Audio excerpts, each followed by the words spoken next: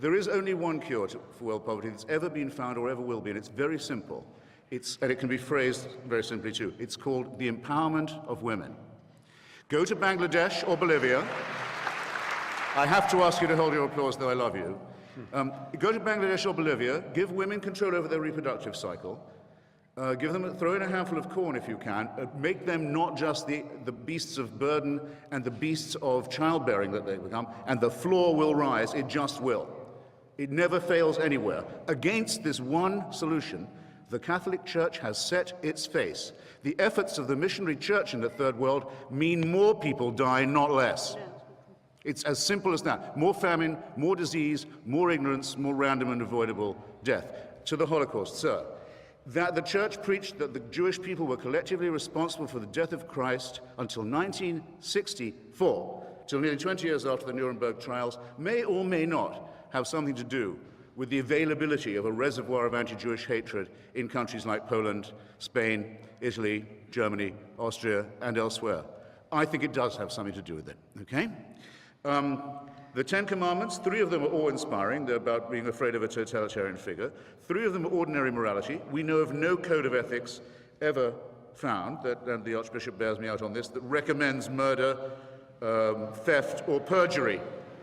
Putting adultery on the same level as that may not be morally advisable. Saying that covetousness should be considered in the same light as a crime, in other words, a thought crime. You're condemned now for something you're thinking, and it may be something that leads you to enterprise and emulation. That's forbidden too. That's very, very iffy, it seems to me, and there's a very iffy part of it which lumps those you mustn't covet in with the animals and the chattels and your property, and those who it lumps in are your womenfolk. And do you seriously expect to be taken seriously if you say that that commandment that does reduce women to beasts of burden and childbearers and chattel has nothing to do with the appalling position of women, not just in poorer societies, but in ours as well? Again, for shame if you can feel it. Now, unanswered questions. Amazing. I asked, where is Cardinal Law, Bernard Law, and why? I have an authority here. He ducks the question. Anne Widdecombe, sorry, I've got one more thing to say about that.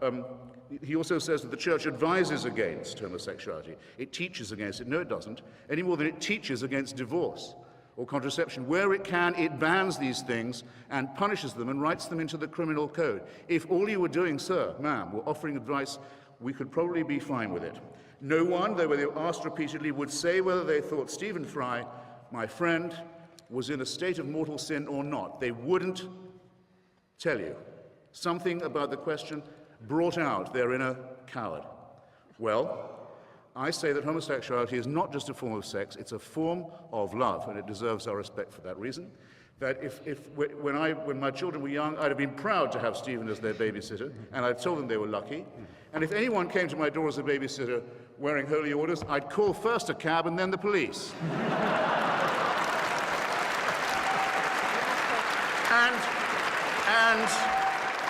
And it's your fault, sir and ma'am, it's your fault that that's true, and that everybody knows it's true. How you can live with it, I don't know.